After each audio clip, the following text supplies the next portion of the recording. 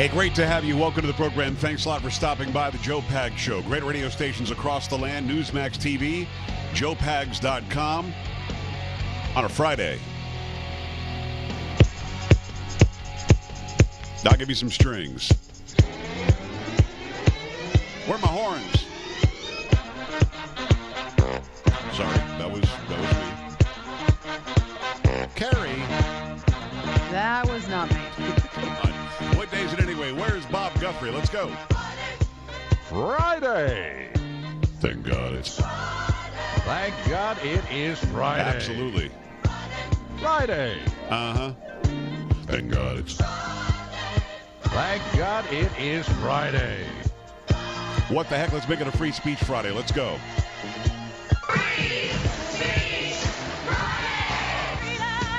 Freedom. Uh-huh. Say what? Bring it down.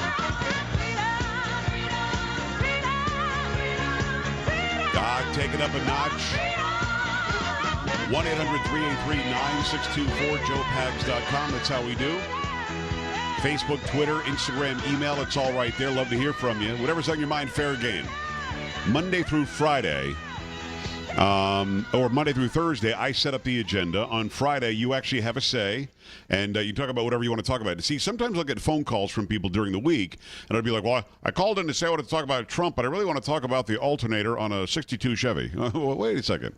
We're not talking about that. What do you mean? So today, Carrie, what we do is we let people set the agenda. We let people actually call in and talk about what they want to talk about. Honestly. Yep. So, and it works out pretty well usually, although on Friday, I do believe that we get more opportunities to rickroll people. That's always fun. Now, for those of Always you a good time. who are watching on the TV, you don't see the wire that you normally see sticking in my ear. So I've got something called an IFB, which is an interruptible feedback. I want to thank John Quilly for sending that to me, but I don't think it's going to work. I can hear you, and it sounds fine, but it doesn't have the normal fidelity. See, normally, and I'll show people, when I'm doing radio, this is what I use these beautiful headphones that sound unbelievable. They sound amazing. And then... I go to these smaller ones, these little monster headphones, these little earbuds for being on TV, which sound, you know what I mean? They're kind of tinny. And now I've got this little ear thing, which you can't see on TV, which is the goal, but it just sounds horrible. Not working for you? Well, I mean, I'm a radio guy. I like to hear it in high fidelity. I like to sing along and make all the noises. And at this point, I've got it cranked up to like 1 million, and it's still, it's like, I think even if I were able to turn it up even more, it still wouldn't sound very good because it's just a little tube, a little thing. So, John, you were right. It probably isn't going to work for my setup. So we'll figure it out. We'll make it. You know what, Carrie, we're going to make do. Well, of course. Don't we always? Yes. Let me outline the program. Today on the show, at the bottom of this hour, we're going to have an interview with a guy who has written a book called Surviving a Mass Killer Rampage. When seconds count, police are still minutes away. He's talking about gun-free zones and how gun-free zones don't work. And it's going to be pretty interesting. Chris Bird is his name. We'll have that. Donald Trump, it turns out, has either slept with or sexually assaulted every woman in America. Okay, we've done that story. Hey, what is the story, They're coming dude? out of the woodwork now. Oh, my goodness. Again, I mean, I'll reiterate what I said yesterday about the believability, and then we'll compare it to the believability of the Bill Clinton accusers. And we'll talk about that. And we're also not talking about WikiLeaks. We will. We'll talk about the new, 2,000 more today? Yes. Emails that just keep on getting dumped. Another document and load. With every single dump of these documents, what you get is a better picture inside of the Clinton machine, the Clinton server, the Clinton inner circle, and it's not pretty. In fact, it's really, really ugly. And I'm not talking about Hillary Clinton. If anybody thinks that I am, you can shut it. So we've got all that going on. Plus, is Carlos Slim?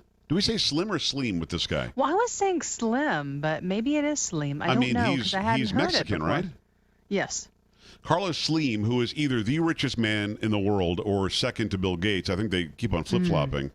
Now there's an allegation that he somehow is tied to the New York Times release of the sexual abuse allegations against Donald Trump. Now, why would Carlos Slim, why would he want to be involved? Well, you think you've got Donald Trump saying he wants to build a wall. Donald Trump saying he wants to bring American industry back from Mexico to the United States of America. That hurts Carlos Slim and other people in Mexico. So we'll hit on that as well. There's a lot to get to today. A ton to get to today. I do, however, want to start out with an update on the story of the SAPD, the San Antonio Police Department. There were, 16 or 17 officers that were on the tarmac with Donald Trump as he was in town, then left town. The local media didn't hardly report at all that Donald Trump was coming, did come, and then raised some money, didn't say where it was, how long he was there, who he met with, none of that. All they seemed to want to report was the fact that Donald Trump, as he was leaving, was saying goodbye, was given a nice send-off by a bunch of police officers who donned their own Make America Great hats.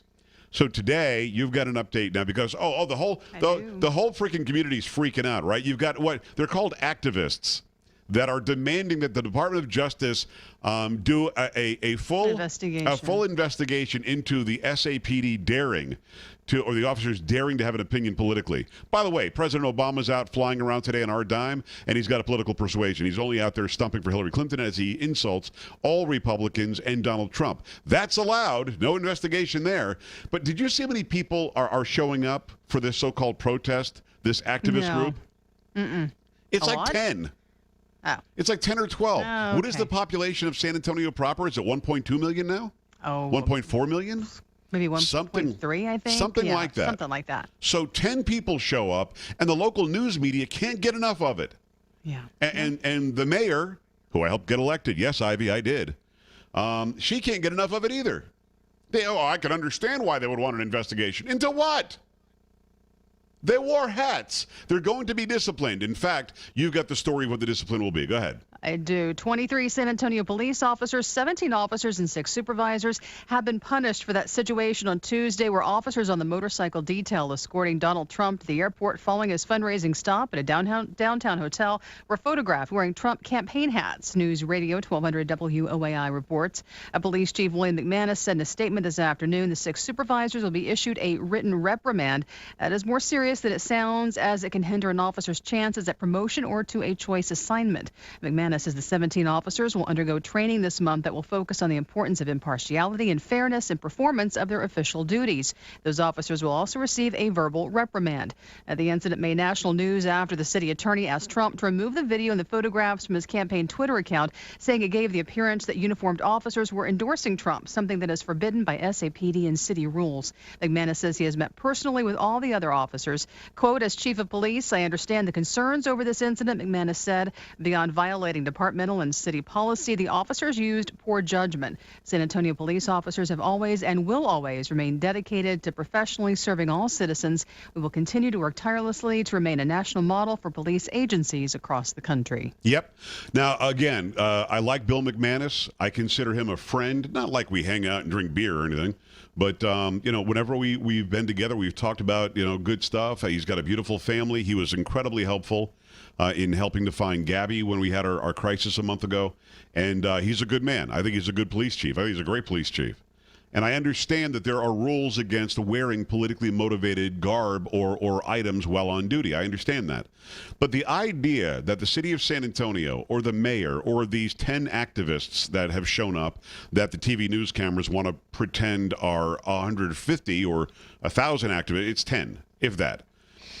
The idea that the SAPD dispatchers are answering the phones in the great Alamo City and they're saying, 911, what's your emergency? Well, this, that, and the other's happening. Can you send somebody out? Well, who are you voting for? That's not happening. So if we're pretending that the police somehow are doing their jobs of protecting and serving in some sort of a biased politically or slanted politically way, that's bunk, it's bogus, and disgusting. So stop it. Local news, I suggest you stop it now. Shining a camera, shining a light on a very small number of people. You want to go get man on the street? Fine. But to shine a light on a small number of people who are alleging everything from flat-out racism because police officers put on hats as a candidate was leaving, to we're not getting equal protection or service here by the police department, which is not true. The mayor herself should stand up and say, stop it. The police chief has done his duty by giving the written reprimand to the people who did something against against the rules and regulations. I get that. But at some point, we have to stop it. And if the local news media can't figure out what else is going on in the city, as I've offered before, give me a call. I'll help you out. I'll help you out, and I'll direct you towards some important things. But I love you like brothers and sisters. 1-800-383-9624, joepags.com. When we come back, I'm just going to give a little bit of an overview of this campaign, this race that we're right in the midst of. I mean, because honestly, somebody's got to say what I'm going to say when we come back. Joe Pags Show, coming right back. Stay here.